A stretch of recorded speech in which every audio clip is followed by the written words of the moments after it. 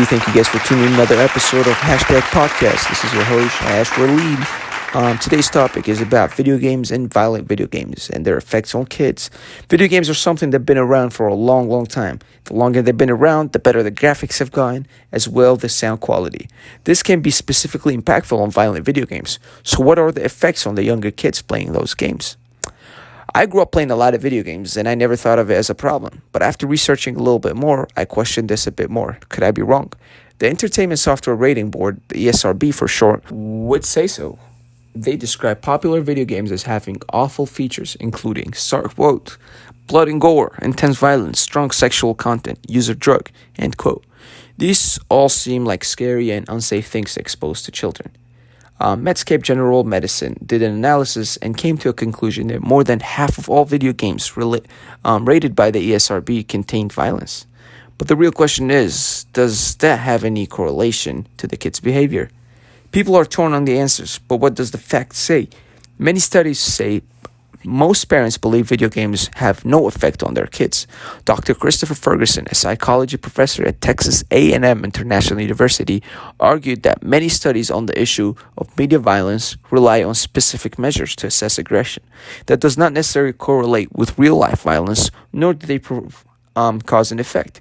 He also cited data from the federal criminal justice agencies showing that serious violent crimes among the youth have actually decreased since 1996, even though video game sales have significantly increased.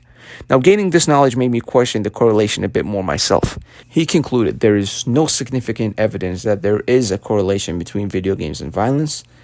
Now, while some might agree with Dr. Ferguson's views, I believe it's just as important to consider the opposing side, that video games do have a direct correlation. Video games have become one of the dominant entertainment media for children very quickly. In an article by Michael Casey, a CBS News journalist titled "Do Violent Games Lead to Criminal Behaviors?" he stated that video games do in fact have negative snowball effect. He found a direct relationship between video games and increase in aggressive behaviors, as well as a decrease in, start quote, pro-social behaviors, empathy, and sensitivity to aggression, end quote. He continues saying that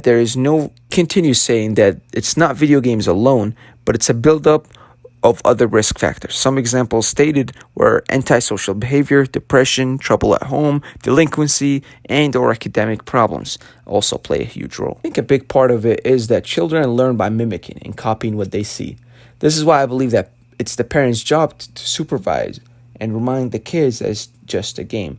My mom used to remind me that all the time when I play video games or watch action cartoons.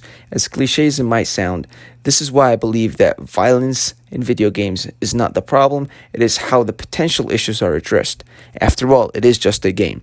Parents play the biggest part in their kids' behavior. So if parents were more involved in the kids' video games, perhaps violence wouldn't be such a big problem. A study done by the American Academy of Child Adolescent Psychiatry gives some great tips for what parents can do to protect their children from potential harm from video games. They recommended that parents check the ESRB ratings to better understand what type of content a video game has before their kids play it.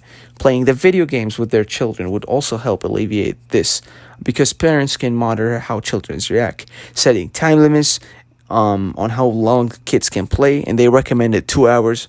The most important thing is, in my opinion, is to encourage kids to participate in activities that still involve them with their peers, in person than online. To conclude, I believe video games might play a part in the kids' behavior, but the biggest factor is the parents. They have the ability to shape what kind of reactions cause from video games, which will help their kids better enjoy the games without them worrying about the violent side effects. Thank you guys for tuning in. You guys have a great day.